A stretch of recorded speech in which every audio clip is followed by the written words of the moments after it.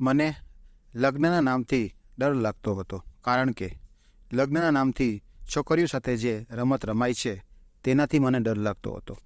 આ જ કારણ હતું કે હું લગ્ન કરવા માંગતી ન હતી, પરંતુ મારા ઘણા ના પાડવા છતાં મારા લગ્ન થઈ ગયા. હું મારા રૂમમાં બેસીને રડતી હતી. જો કે આજે મારા લગ્નની પહેલી રાત હતી અને આ રાત દરેક છોકરી ખૂબ જ અરમાન અને સપના સાથે પોતાના પિયાના ઘરે આવે છે અને નવી જિંદગીમાં નવી ખુશીઓની રાહ જુએ છે. પરંતુ હું ખૂબ જ પરેશાન હતી. હું એટલી હદે પરેશાન હતી કે મારા પતિના આગમનનો વિચાર જ મારું દિલ ખરાબ રીતે ધ્રુજતું હતું. હું ઈચ્છતી હતી કે હું ક્યાંક છુપાઈ જાઉં, જ્યાં મારા પતિ મને જોઈ ન શકે. હું ઈચ્છું છું કે આ બધું મારી નજરથી અદૃશ્ય થઈ જાય. મારું દિલ આ ક્ષણે બેલગામ ઘોડાની જેમ દોડી રહ્યું હતું. ગભરાટથી મારા હાથ અને પગ ઠંડા થઈ ગયા હતા. ડરથી મારો દમ ઘૂંટાઈ રહ્યો હોય તેવું મને લાગી રહ્યું હતું. પછી રૂમનો દરવાજો ખુલ્યો અને મારા પતિ અશ્વિન રૂમમાં આવ્યા. તેને જોઈને મારી આંખોમાંથી આંસુઓ વહેવા લાગ્યા. ભયથી મેં મારા બેડની ચાદર મારા હાથથી પકડી લીધી. હું જે પીડા માંથી પસાર થઈ રહી હતી કે હું જાણતી હતી, જેમ જેમ મારો પતિ મારી પાસે આવી રહ્યો હતો, મારું આખું શરીર ધ્રુજી રહ્યું હતું. અશ્વિન મારી પાસે આવી અને બેઠો. થોડો સમય માટે તે મારા સુંદર ચહેરાને ખૂબ જ પ્રેમથી જોતો રહ્યો. હું ખૂબ જ સુંદર હતી અને આજ મારા માટે સૌથી મોટી સમસ્યા બની ગઈ હતી. જેવો તેને પોતાનો હાથ મારા હાથ ઉપર મૂક્યો તો તેને મારો હાથ ખૂબ જ ઠંડો લાગ્યો. પછી તેણે કહ્યું કે, શું વાત છે આયશા, તું આટલી નર્વસ કેમ છે? હવે હું તને શું કહું કે મને લગ્નથી જ ડર લાગે છે. મેં નામાં માથું હલાવ્યું અને કહ્યું કે કંઈ નહીં. તો તેણે કહ્યું કે તો પછી તું આટલી નર્વસ કેમ છે? મેં ધીમેથી કહ્યું કે મને આ લગ્નથી ડર લાગી રહ્યો છે. તે મારી વાત સાંભળીને હસવા લાગ્યો અને મારો હાથ પકડી અને મને દિલાસો આપવાનું શરૂ કર્યું કે ચિંતા ન કર. મેં કહ્યું કે મને ખૂબ જ ડર લાગી રહ્યો છે. તેણે કહ્યું કે ડરવાની જરૂર નથી. મેં કહ્યું હું ખૂબ જ ડરી ગઈ છું. મને ખબર નથી કે આ બધું કેવી રીતે થશે. તેણે કહ્યું મારી પાસે આનો એક ઉપાય છે. જો તે મેં કહ્યું શું, મને કહો. તો તેણે મારો હાથ પકડ્યો અને મને દિલાસો આપ્યો અને પછી તે ઊભો થયો અને કબાટ પાસે ગયો. કબાટ ખોલ્યું અને તેમાંથી એક મેડિસિન કાઢી અને તેણે મને તે મેડિસિન આપી અને સાથે તે પાણીનો ગ્લાસ પણ લાવ્યો હતો. તેણે કહ્યું કે આ મેડિસિન લે. મેં કહ્યું આ કેવાની મેડિસિન છે? તો અશ્વિને કહ્યું કે તારી બધી સમસ્યાનો ઉકેલ આ મેડિસિનમાં છે. મને અશ્વિનની વાત સમજાતી ન હતી. આખરે આ મેડિસિન મારી સમસ્યાનો સમાધાન કેવી રીતે કરી શકે? ડર એટલો હતો કે હું કંઈ પણ કરવા તૈયાર હતી અને જ્યારે અશ્વિને મને ખાતરી આપી કે આ મેડિસિન ખાવાથી તમારો બધો ડર અને તકલીફ દૂર થઈ જશે, ત્યારે તે મારી મેડિસિન મેં ખાધી. અશ્વિન મારી પાસે આવ્યો અને મારા બંને હાથ પકડી અને તેના હોઠ મારા હોઠ ઉપર મૂક્યા. હું મારા શરીરમાં એક પ્રકારનું કંપન અનુભવી રહી હતી. ધીમે ધીમે અશ્વિન મને પોતાના ગળે લગાડી અને હું મારી જાતને તેમાંથી છોડાવી રહી હતી. પરંતુ મને લાગ્યું કે મારી આંખોમાં નીંદર આવી રહી છે. ધીરે ધીરે હું નીંદરમાં સરકવા લાગી. હું વિચારતી હતી કે અશ્વિનની બાહુમાંથી હું છૂટી જાઉં, પરંતુ હું ગહેરી નીંદરમાં ચાલી ગઈ.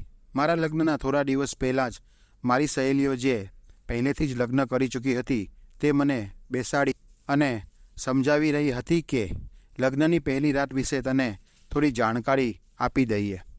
હું લગ્નની પહેલી રાતથી બિલકુલ અજાણ હતી, એટલે જ્યારે મારી સહેલીઓએ મને તેના વિશે કહ્યું તો મને લગ્નની પહેલી રાતથી થોડો ડર લાગી રહ્યો હતો, કેમ કે તેમના કહેવાનો અંદાજ થોડો એવો હતો કે પતિ પોતાના પત્ની પર લગ્નની પહેલી રાતનો બિલકુલ તરસ ખાતો નથી. તું તો ખૂબ જ ખૂબસૂરત છે. તને જોઈને તારો પતિ તો તારી સાથે શું શું. આટલું કહીને તે ચૂપ થઈ ગઈ અને હસવા લાગી અને મારું દિલ જોરથી ધડકવા લાગ્યું. તેના અર્થપૂર્ણ શબ્દો મારા મગજ અને મારા હોશ બંને ઉડાડી ગયા. લગ્નની રાતનું જે ચિત્ર મારી સહેલીઓએ મને દેખાડ્યું હતું, હવે મને તે વાતનો ડર લાગવા લાગ્યો હતો. જેમ જેમ મારા લગ્નના દિવસ નજીક આવી રહ્યા હતા તેમ તેમ મારું દિલ ઈચ્છતું હતું કે હું ક્યાંક છુપાઈ જાઉં. તેથી લગ્નની રાતે મારા પતિના આગમન સમયે હું ખૂબ જ ડરી ગઈ હતી અને ગભરાઈ ગઈ હતી. ખબર નહીં કે મારો પતિ મારી સાથે શું કરશે. પરંતુ અશ્વિને મારી વાત સમજવાની કોશિશ કરી હતી. તેણે કદાચ મને ઊંઘની ગોળી આપી હતી, જે મેં ખાધી હતી અને હું ઊંઘી ગઈ હતી. અને મને મારા લગ્નની રાત યાદ ન હતી, પરંતુ મારા પતિએ મારી પાસેથી પોતાના હક વસૂલ કરી ચૂક્યો હતો. પરંતુ સત્ય તો આનાથી પણ કદાચ ભયાનક હતું, જે હું વિચારી પણ શકતી ન હતી. અને તે સત્યથી અત્યારે હું અજાણી છું. અને પછી તે સત્યનો ખુલાસો થશે કે મારા લગ્નની પહેલી રાત્રે મારી સાથે શું થયું હતું. જ્યારે હું સવારે ઉઠી ત્યારે મારું આખું શરીર પીડાથી પીડાઈ રહ્યું હતું. મેં જ્યારે પડખું ફેરવ્યું તો મારી કમરમાં ખૂબ જ પીડા થઈ રહી હતી અને હું દર્દથી એકદમ કણસતી હતી. બાજુમાં મારો પતિ સૂતો હતો. તે જલ્દીથી ઊભો થયો અને મને પૂછ્યું કે શું થયું આયશા? મેં કહ્યું, મને ખબર નથી, મારું માથું ખૂબ જ ભારે છે અને શરીરમાં પણ ખૂબ જ દુખાવો થાય છે. યાદ કરવા છતાં પણ રાત્રે શું થયું તે બિલકુલ યાદ આવતું નથી. હું મારા ભારે માથાને પકડું કે મારી પીડાદાયક કમરને. મેં બેડ ઉપર નજર દોરાવી તો મારા હાથમાં પહેરેલી કાચની બંગડીઓ તૂટેલી પડી હતી. ખૂબ જ મુશ્કેલીથી બેડ ઉપર હાથ મૂકી અને ટેકો દઈને હું બેઠી. મારા વાળ ફૂલી ગયા હતા. મારી વિખરાયેલી હાલતથી હું સમજી ગઈ હતી કે મારા પતિએ રાત્રે મારી સાથે પ્રેમભર્યું વર્તન તો કર્યું ન હતું. મારી ઈચ્છા ન હતી તો પણ હું મારી પીડાને સહન કરી રહી હતી. પીડાના લીધે મારી આંખોમાંથી આંસુ વહેવા લાગ્યા. મારી આંખમાં આંસુ જોઈને અશ્વિન બોલ્યો, જો આ બધું તો નોર્મલ વસ્તુ છે. હવે તારે આની આદત બનાવી લેવી જોઈએ. કેમ કે લગ્નની પહેલી રાત તો તને થોડું વધારે પીડા લાગશે, પરંતુ ધીમે ધીમે તને આની આદત પડી જશે. પછી જ્યારે પત્ની આટલી સુંદર હોય તો માણસ પોતાની ભાવનાઓને કેવી રીતે નિયંત્રણ કરે. અને રાત્રે હું ડરી ગઈ હતી અને તને જો દવા ન આપી હોત તો તું મને મારી નજીક પણ આવવા દેત નહીં. અને હું મારી રાતને એમ ખરાબ કરવા માંગતો ન હતો. પછી તે ઉઠીને બાથરૂમમાં ગયો, પણ મારું શરીર તો એટલી પીડામાં હતું કે હું ઊભી પણ થઈ શકતી ન હતી. અશ્વિન ઘર પર એકલો રહેતો હતો, કેમ કે તેના મા બાપ જીવિત હતા નહીં. પહેલાં તો મારા માતા પિતા આ લગ્ન માટે તૈયાર હતા નહીં. એકલો છોકરો છે એટલે તેમને સંબંધની ખબર હશે નહીં. પરંતુ પછી મારી મા કહેવા લાગી કે તે ખૂબ જ સારું કમાઈ રહ્યો છે અને પોતાનું ઘર પણ છે અને તેના મા બાપ જીવિત નથી, તો તેમાં તેનો શું વાંક છે? અને તમે સારી રીતે તપાસ પણ કરાવી છે કે આ સંબંધમાં કોઈ ખામી નથી. મારી દીકરીને સાસુ સસરાનો બોજ તો ઉપાડવો પડશે નહીં. મને ખબર નહોતી કે લગ્નની રાત્રે જ મારી એવી હાલત ખરાબ થઈ જશે. હું ઊભી પણ થઈ શકું નહીં.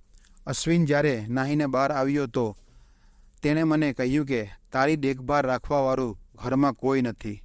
તારે જ આ ઘરની અને મારી દેખભાળ રાખવી પડશે. મને તેની આ વાત પર કોઈ વાંધો હતો નહીં, પરંતુ આ સમયે હું એટલી તકલીફમાં હતી કે ઊભી થઈ અને તેમના માટે નાસ્તો બનાવી શકું તે પોતાની વાત કહીને રૂમમાંથી નીકળી ગયા. જલ્દી ઉઠીને બહાર આવો અને મારા માટે નાસ્તો બનાવો. અને જ્યારે હું ઉઠીને બહાર નીકળી ત્યારે મને લાગ્યું કે મારી કમર તો તૂટી ગઈ છે. મેં મારા હાથ કમર પર રાખી અને સ્નાન કર્યું અને પછી રૂમમાંથી બહાર આવી. અશ્વિન બહાર કમ્પાઉન્ડમાં બેઠો હતો અને ફોન ઉપર કોઈની સાથે હસીને વાતો કરી રહ્યો હતો. પરંતુ તે જે વાતો કરી રહ્યો હતો તેનાથી મને શરમ આવવા લાગી. તે ગઈ રાતની ક્ષણોની વાતો કોઈની સાથે શેર કરી રહ્યો હતો, તે પણ ખૂબ જ શરમજનક રીતે. મને અશ્વિનની આ રીતે મારી અંગત વાતો કોઈ બીજા સાથે શેર કરવી પસંદ ન હતી. હું હજી તો એક જ રાતની દુલ્હન હતી, એટલે અશ્વિનને કંઈ કહી શકતી ન હતી. મેં વિચાર્યું કે હું અશ્વિનને પછી કહીશ કે આ બધી અંગત વાતો બીજા સાથે શેર ના કરે. હું મારી નજર ઝુકાવી અને જલ્દીથી કિચનમાં ગઈ અને મુશ્કેલીથી મારો અને અશ્વિનનો નાસ્તો બનાવ્યો. નાસ્તો કરતાં મેં ગભરાઈને અશ્વિનને કહ્યું કે અશ્વિન, મારી કમરમાં ખૂબ જ પીડા થઈ રહી છે. કદાચ આજે રાત્રે હું તમને સમય ના આપી શકું અને પ્લીઝ આજે મને ડિસ્ટર્બ કરતા નહીં. અશ્વિન તે સમયે ચાય પી રહ્યો હતો. મારી વાત સાંભળી અને તેનો કપ તેના હોઠ સુધી ગયો અને તે રોકાઈ ગયો અને બોલ્યો, જો હું તારી આ બધી વાતો નહીં સાંભળું. મને કોઈ પણ હાલતમાં જલ્દીથી જલ્દી એક સંતાન જોઈએ છે, એટલે તો મેં તારી સાથે લગ્ન કર્યા હતા. આ સાંભળી હું ખૂબ જ બેચેન થઈ ગઈ. મને ખબર નહોતી કે રાતના મારી સાથે શું થયું હતું, પરંતુ જે હાલતમાં હું હતી તે પીડાને ફરીથી સહન કરી શકું તેમ ન હતી. પણ મારી સામે ઊભેલો માણસ મારી દરેક પીડાથી પરેશાન થઈને માત્ર પોતાની ઈચ્છાઓ કરવા માંગતો હતો. રાત પડતાં જ મને લાગ્યું કે મારું દિલ કોઈની મુઠ્ઠીમાં છે. રાત્રે અશ્વિને જ્યારે મને પહેલી મેડિસિન આપી અને ખાવાનું કહ્યું તો તેણે કહ્યું કે આ કોઈ ઊંઘની દવા નથી. પછી મેં કહ્યું તો પછી આ કહેવાની દવા છે? તો તેણે કહ્યું કે આ મેડિસિન જલ્દીથી પ્રેગ્નન્ટ થવા માટેની છે. આ સાંભળી થોડીવાર તો હું તેનો ચહેરો જોતી રહી. આખરે તેને કઈ વાતની જલ્દી છે કે મારા લગ્નને તો 4-5 જ દિવસ થયા હતા, અને એ તો જાણે એમ હતું કે અમારા લગ્નને 4-5 વર્ષ થઈ ચૂક્યા છે, અને મારા સાસુ સસરા પણ જીવિત ન હતા કે જેમને પોતાના પૌત્ર અને પૌત્રીની ઉતાવળ હોય. આખરે તે મને આટલી જલ્દી પ્રેગ્નન્ટ થવાની દવા કેમ આપી રહ્યો હતો? મેં આ અશ્વિનને કહ્યું કે આટલી પણ ઉતાવળ કેમ છે? હજુ તો આપણા લગ્નને થોડા જ દિવસ થયા છે. આરામથી 2-4 વર્ષ પછી બાળકનું પ્લાન કરશું. હમણાં તો આપણે મોજ મસ્તી કરવાના દિવસ છે. તો તે કહેવા લાગ્યો કે મને કંઈ ખબર નથી. કદાચ તને અંદાજો નથી કે મને કેટલી જલ્દી છે બાળકની. મને લગ્ન કરતાં બાળક પસંદ છે, અને એટલે જ મેં તમારી સાથે લગ્ન કર્યા છે કે જલ્દીથી મારા ઘરમાં એક બાળકની કિલકારીએ સંભળાય. હું સમય બરબાદ કરવા નથી માંગતો કે 1 વર્ષ રાહ જોઉં અને પછી બાળક થાય નહીં તો તને 1 વર્ષ પછી દવા આપું. આમ કહીને તેને મારા મોઢામાં દવા નાખી અને પાણીનો ગ્લાસ મારા હાથમાં આપી દીધો અને મને પીવડાવી દીધી. જેવી દવા પીધી અને મને આશ્ચર્ય થયો કે ગઈ રાતની જેમ જ હું ફરીથી બેભાન થઈ રહી છું. તે સમયે મારા મગજમાં એ વિચારવાની ક્ષમતા ન હતી કે આ દવા તો બીજી હતી, તો પછી મને ઊંઘ કેમ આવી રહી છે?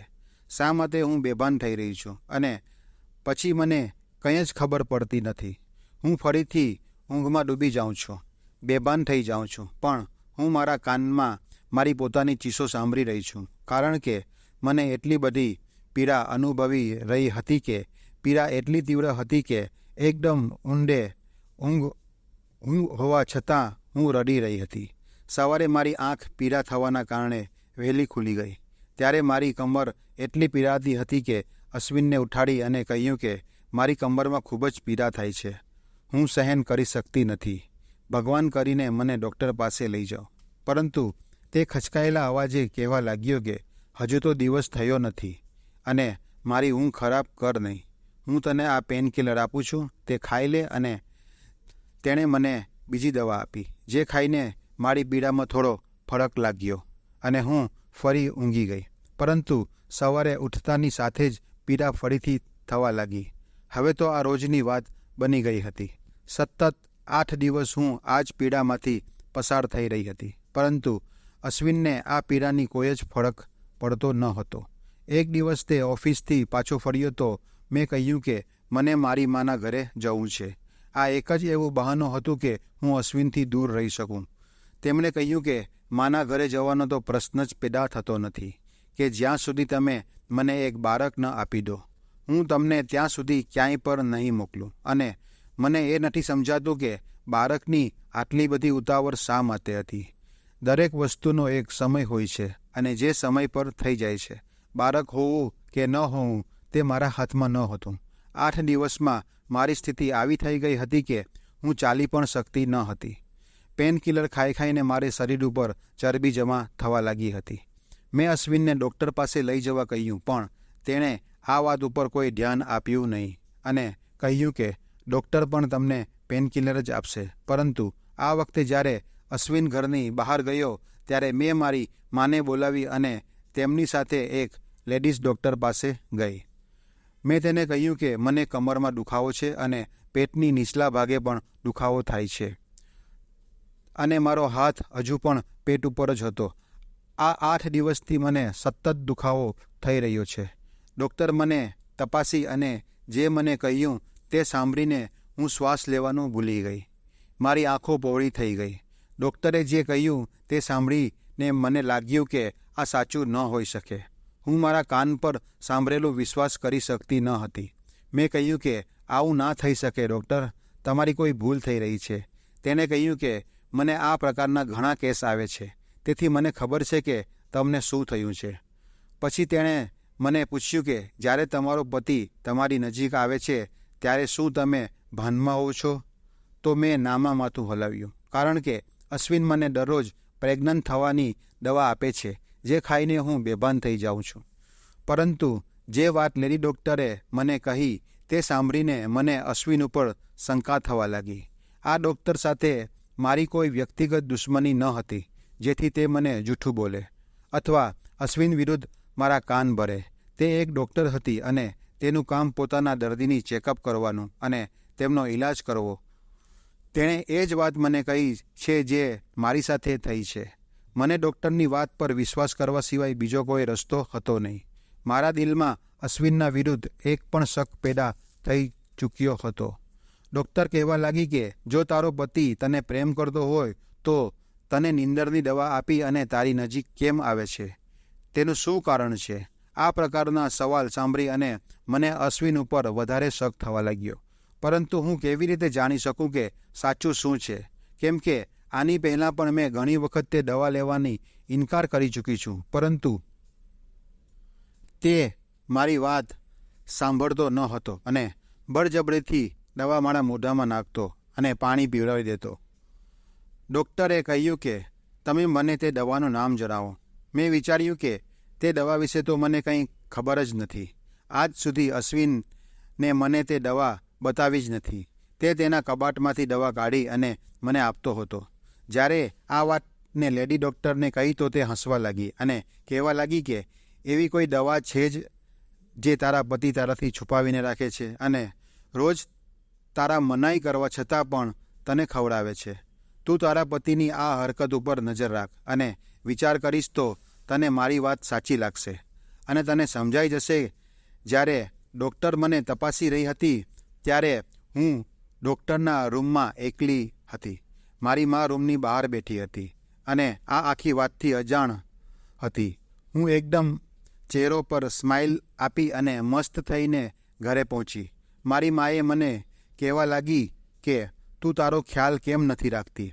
તારા પર તો સાસુ સસરા નણંદ દેવરની જવાબદારી પણ નથી અને તારો પતિ તને કેટલો પ્રેમ કરે છે, પરંતુ તું ખુદને જો તે 8 દિવસમાં તારી હાલત કેવી બનાવી લીધી છે.